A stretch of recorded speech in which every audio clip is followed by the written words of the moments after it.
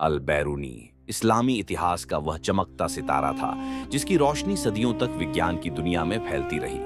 उसका पूरा नाम अब्बू रैहान मोहम्मद बिन अहमद अल बैरूनी था, जो 973 ईस्वी में ख्वारज़्म, आज का उज्बेकिस्तान में पैदा हुआ था।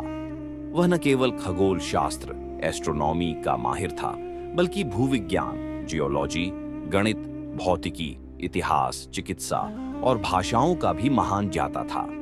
अल बैरूनी ने सबसे पहले पृथ्वी की त्रिज्या, रेडियस को मापने का अद्भुत कार्य किया, वह भी बिना किसी सैटेलाइट या आधुनिक तकनीक के। उसने पहाड़ की छाया और क्षितिज के कोण का उपयोग करके पृथ्वी का व्यास लगभग सटीक रूप से मापा, जो आज के वैज्ञानिक अनुमानों से हैरान करने वाला मेल खाता है।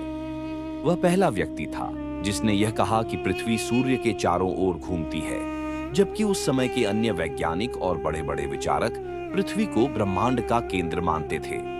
अल बैरूनी ने न केवल तारों और ग्रहों की गति का अध्ययन किया, बल्कि विभिन्न सभ्यताओं के कैलेंडरों की तुलना भी की, जैसे भारतीय, यूनानी, इस्लामी और ईरानी कैलेंडरों को समझकर उनकी समानता और भिन्नता स्पष्ट की। उसने किताब अल तफहीम जैसी किताबें लिखीं, जो खगोल शास्त्र और गणित का खजाना है।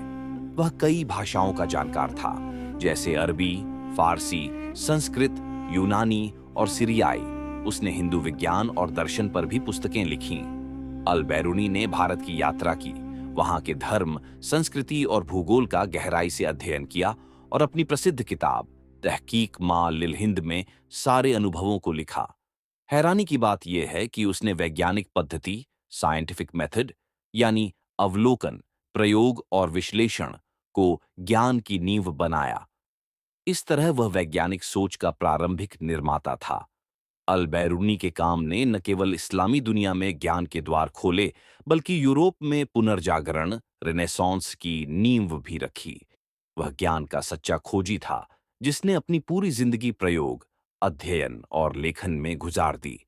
जब उसके अंतिम समय में उसे कहा गया कि अब पढ़ना छोड़ दो, तो उसने जवाब दिया, क्या मैं इस हालत में ज्ञान छोड़ दूं, जब मृत्यु मेरे सिर पर है?